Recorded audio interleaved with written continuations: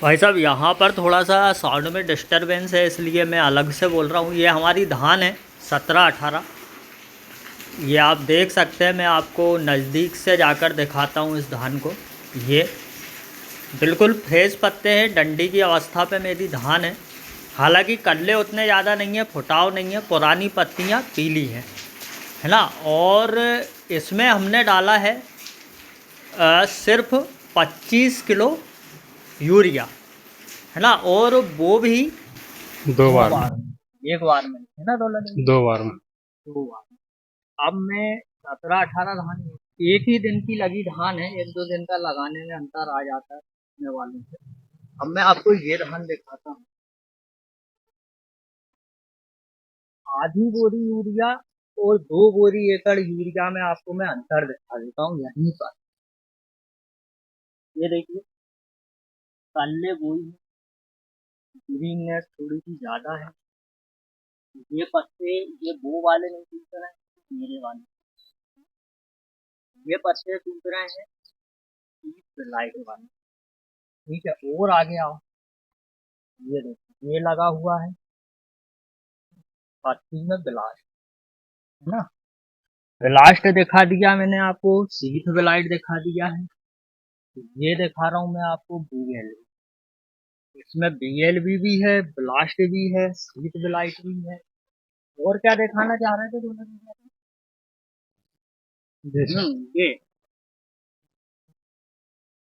ये sheath blight, है ना। शीत देखा ब्लास्ट ना। जी। ये देखो, पूरा सफेद हो गया है, ऊपर से ऊपर तक ना। ये दिख रहा है, ये पूरा सूख गया है, सड़ गया। इधर भी है ना, बीच में और ज्यादा है। आज इधर भी है। ये ये देखो, ये अंदर के हालात हैं। ये 2.5 बोरी एकड़ यूरिया डालने के हालात हैं, है ना। और यहाँ देखोगे, वहाँ आपको लास्ट दिखेगा, जी। हीट ब्लाइट दिखेगा, बैक्टीरियल लीफ ब्लाइट दिखेगा। और अभी तो किसान जो तीसरा स्प्रे कर रहा है। अब मैं आपको, किसान अगर फोन उठा ले, वो पंप वहाँ पे चल रहा है, उसका पंप बंद करेगा जब मैं उससे आपकी चर्चा भी कराता हूँ तो आगे। हेलो, सतीश भाई, 2 मिनट लेना चाहूंगा मैं आपके। बोलो। ये कौन सी दवाई डाल रहे हो आप? ये बीपीएच और ब्लास्ट बीपीएच और ब्लास्ट कितने स्प्रे कर दिए अभी तक? है। अभी तक में कितने स्प्रे कर दिए? दूसरा है दूसरो है। ये कौन सी दवाई है अभी डाल रहे थे? बीपीएच ब्लास्ट की उत्तम हैं? उत्तम उत्तम। उत्तम कंपनी की। और पहले कहाँ की डाली थी? दवाई के नाम आम नहीं मालूम? नहीं मालूम है यार, वो देखना पड़ा वो क्या है। तो तू वहीं खड़ो है पंप के बगल में, तो देख ले। नहीं वो लगो डब्बा डब्बी तो उधर पड़े हैं, आगे पड़े यार। बोल बना ला। बीपीएच और ब्लास्ट, बस 2 ही दवाई। बीपीएच ब्लास्ट हिंदी मार मच्छर मार। तो जो और भी तो रोग लगे तेरे जा में। हाँ यार, और का है। तो तू दवाई को नाम बताते तो मैं बताता कि भाई तू सक्सेस है कि नहीं है दवाई। देख लो यार। मैं नहीं आ रहा, मैं तो तेरी वीडियो बना रहा हूँ। 2 बोरी एकड़ यूरिया डालो तो नहीं, तू उन्हें देखी। भैया ये है किसान, 2 बोरी एकड़ यूरिया डालने वाले। ये डाल रहे हैं ये दवाई बीपीएच और ब्लास्ट में, लीफ ब्लाइट भी लगी हुई है। इसमें एजेक्सिस्ट्रोबिन 11% टेबुपेनोजोल सही है। रख लो एंटी कहीं और बेलिडामाइसिन ये भी सही है। हेमामेक्टिन बेंजोइट 5% में ये भी सही है, चिप्को भी सही है। और 19 नहीं डालना तुमको। नहीं डालना था, बाम नहीं कछु बात बे ये का है? और जो जो एक जो है बस्सियों वाली। वाइमेट्रोजन, हाँ वायोमेटाजन। हाँ भैया, जब जो बीपीएच लगो है, ब्लास्ट लगो है, तो जो 19 नंबर को 19 में 19 नंबर को यूरिया दियो मत, नहीं कहीं तक नाइट्रोजन जाने में तो बस। ब्लास्ट लगो, बीपीएच लगो है, वो और सूख रहा है, बात नाम भूल गया भाई, वो कौन से रोग है, कजन काका तो लगे हैं। भाई साहब, 3 प्रकार के मुख्य रोग होते हैं। वो मैं इसी वीडियो में आपको दिखाने की कोशिश करता हूँ लास्ट में अब भी। नमस्कार, मैं संयोग हूँ और फार्मिंग विद संयोग में आपका बहुत बहुत स्वागत है। भाई साहब, आज हम धान के कुछ रोगों के बारे में चर्चा करेंगे। और ये जो रोग हैं, ये आजकल जो नई नई किस्में वैज्ञानिकों ने किसानों के लिए इजाद की हैं, जैसे कि कुछ किस्मों के नाम मुझे याद हैं, 1885, 1637, 1886, 1847 और 1718 जो कि हमने लगाई हुई है। इस प्रकार की जो भी नई किस्में हैं, 1728, ये जो नई किस्में हैं भाई साहब, इन किस्मों में ये रोग अ, मेरे हिसाब से तो बिल्कुल भी नहीं आ रहे हैं, क्योंकि हमने जो 17-18 लगाई हुई है, उसमें भी कहीं से कहीं तक ये रोग नहीं है। कुछ रोग फफूंद से होते हैं, सेम टू सेम हम लोग इसमें धोखा खा जाते हैं कि ये कौन सा रोग है। और कुछ बैक्टीरियल डिसीज होती हैं, तो हम इन पर चर्चा करते हैं। जैसे कि एक रोग है बीएलबी, बैक्टीरियल लीफ ब्लाइट। एक रोग है ब्लास्ट यानी कि झुंका।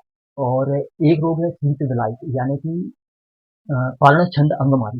इस तरह के भाई साहब ये रोग हैं, तो हम इन पर चर्चा करेंगे। सबसे पहले हम चर्चा करें तो हम ब्लास्ट पर चर्चा करते हैं। भाई साहब, ब्लास्ट जो है वो पौधे को लगाने से लेकर और जब तक हमारी धान कट ना जाए तब तक ये चलता रहता है। ये पत्तियों पे भी आ जाता है। उसके बाद में ये जो हमारा जो दाना रहता है ना, सीधी डंडी धान की, उसके जो जोड़ रहते हैं, ये उन पे भी दिखाई देता है। और जो हमारी धान की बालियां निकल जाती है, और बालियों का जो जोड़ रहता है, यहाँ पे बाली जुड़ी रहती है, उसका जोड़ उस जोड़ पे भी हो जाता है। उससे क्या होता है भाई साहब, वहाँ पे ब्लास्ट लग जाता है, वो जगह जल जाती है, खराब हो जाती है, तो बालियाँ टूट के गिर जाती है। तो वैसा जो ब्लास्ट है, झुंका रोग, ये 3 प्रकार का होता है।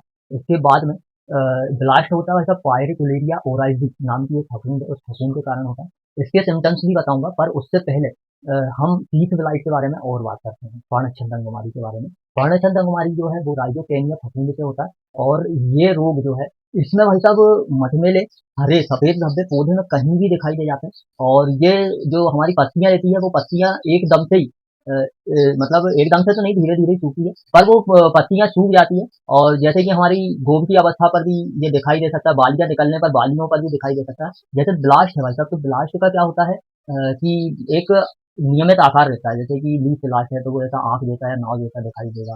नोडल ब्लास्ट है, तो वो अपने को सिर्फ़ जो जोड़ रहता है वहीं दिखाई देगा, जोड़ पे, पर ये कहीं भी दिखाई दे सकता है। अच्छा, अब इसमें क्या है कि ये 28 से 32 डिग्री का जो तापमान रहता है, उस तापमान पे ये एक जगह से दूसरी जगह तक पौधों में, अगर हम खेत में चल रहे हैं या कोई जानवर चला गया है या हवा चली है, तो एक जगह से दूसरी जगह जगह तक हीट ब्लाइट फैल जाता है ना। और इसमें एक और है, इसके जो आकार हैं, धब्बों के आकार है, वो नियमित नहीं है, बड़े भी हो सकते हैं, छोटे भी हो सकते हैं, पूरे पौधे में भी फैल सकता है। तो भाई साहब, ये हल्की सी हीट ब्लाइट की पहचान है, जितनी मुझे मालूम थी। और मैं जो फोटो हीट ब्लाइट की रहेगी, वो मैं निकाल कर साइड में लगा दिया हूँ। और इसके साथ ही भाई साहब, अब हम एक रोग और है उसकी ओर चर्चा करते हैं। ये रोग है भाई साहब बीएलबी, यानी कि बैक्टीरियल लीफ ब्लाइट। ये भाई साहब, ये रोग जो है, ये फफूंद के कारण नहीं होता है। ज़ैंथोमोनास ओराइज़ी नाम का एक बैक्टीरिया है, उस बैक्टीरिया के कारण होता है। इसको हम हिंदी में जीवाणु पत्ती झुलसा भी कह सकते हैं। मतलब इसमें क्या होता है, पत्ती ऊपर से नीचे की ओर झुलसती जाती है, ऊपर से नीचे की ओर झुलसती है, बिल्कुल ऐसा लगता है जैसे पत्ती हमारी जल रही है। ये रोग भी 25 से 34 डिग्री सेंटीग्रेड का जो तापमान होता है, उस तापमान पर ये रोग भी फैलता है।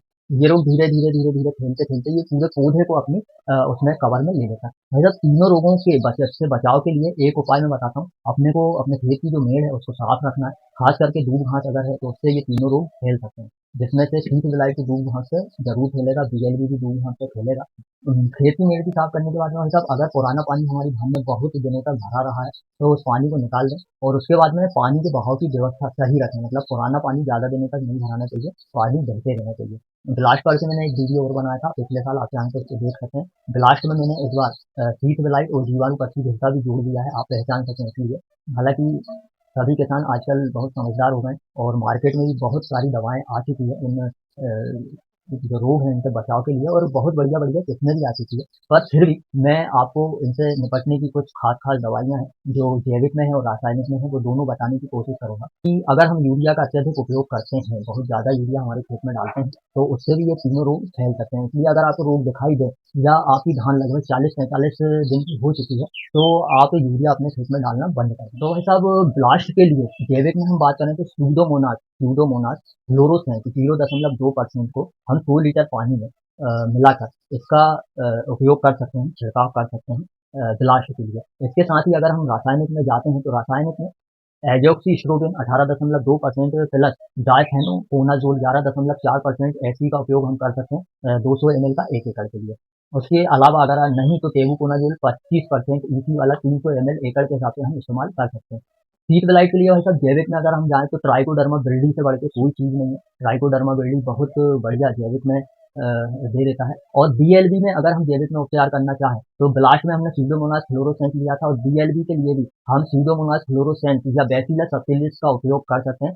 ये आधा लीटर बैसिलस सबटिलिस 1 एकड़ के लिए पर्याप्त रहेगा। और अगर रसायन में बीएलबी के लिए हम लेना चाहें तो कॉपर हाइड्रोक्लोराइड प्लस स्ट्रेप्टोसाइक्लिन का भी इस्तेमाल कर सकते हैं। और ब्लास्ट के लिए एक और दवाई मुझे याद आई है, ट्राइसाइक्लो सॉरी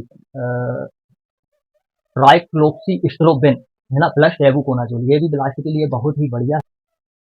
तो भाई साहब ये थी मेरी टूटी-फूटी भाषा में कुछ हल्की-फुल्की सी ब्लास्ट, सीट ब्लाइट और बीएलबी की जानकारी, और हल्की-फुल्की सी जो दवाइयाँ हैं उनकी भी मैंने आपको जानकारी दी है। तो मैं उम्मीद करूँगा अगर ये वीडियो आपको अच्छी लगी होगी तो आप इसे ज़्यादा से ज़्यादा किसानों तक शेयर करेंगे। नए हो तो सब्सक्राइब कर लेना। आज्ञा चाहूँगा। जय राम जी की।